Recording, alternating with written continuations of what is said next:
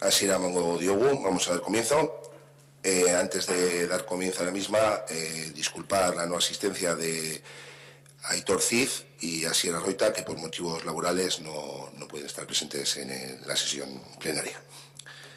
Continuamos con el primer punto, aprobación si procede del acta de la sesión anterior. No es de la sesión anterior la que se trae a aprobación.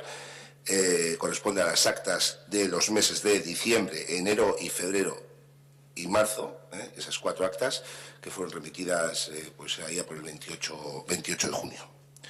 Si veis inconveniente con algunas, si no, procedemos en la votación de las 4 en bloque.